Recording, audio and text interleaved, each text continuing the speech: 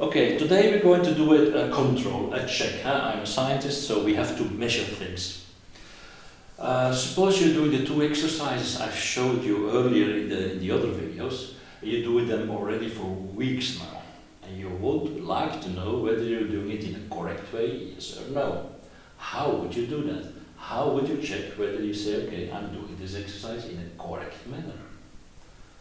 When I ask that in my classroom, people are saying, yeah, I feel some tinglings in my arms.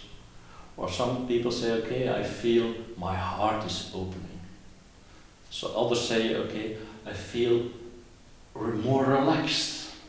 All answers are correct, because you have to feel whatever you feel. What you feel is correct.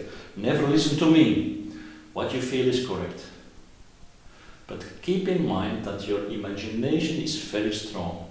Your brains are having a huge potential of just playing around with your feelings. So it could be whether you're really feeling the tinglings or you're feeling relaxed, it could be just that your brain is imagining it. So how do you know whether what you feel is correct and what is just imagination? How do you do that? It's a question I always ask. And the answer is very simple. You cannot do that. You need a partner to check it. In my case, I have luck that my wife is also doing Tai Chi, but you don't need somebody who knows Tai Chi. We're going to do a simple exercise. So you ask your partner to just give you, now we're going to do it the other way, because my mic is over here. You're going to stand in your Tai Chi exercise. Your partner is going to push gently.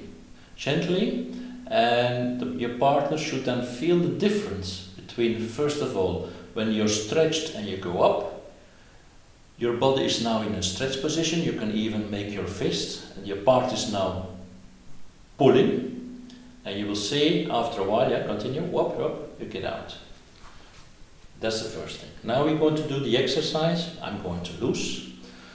I'm at the engine goes to my feet, I'm loosening, and now your partner can do it again. And then you have to ask your partner, what is the difference between them? Do you feel the difference between this one and the other one? And it's clearly, of course. Huh?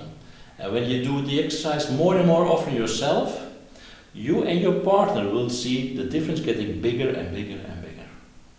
Now some smart ass would say, yeah, but if you have contracted, your center of mass is higher.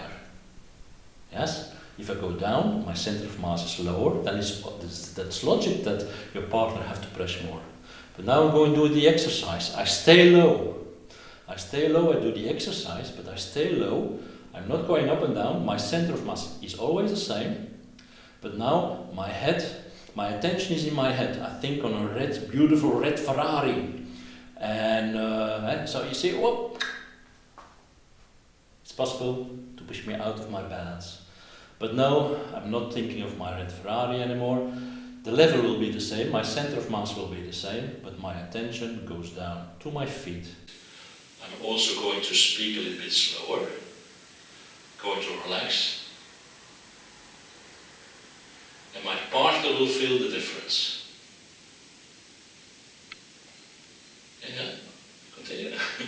So even she's not strong enough to get me out. And when she loses, whoops, you go up. That's something you have to see. Sorry. If you're going backwards or forwards, it's not good. If she presses me and she suddenly removes the pressure, you should go up. That's an exercise. Okay, thank you. That's it for now. Thank you very much. See you next week. Bye-bye.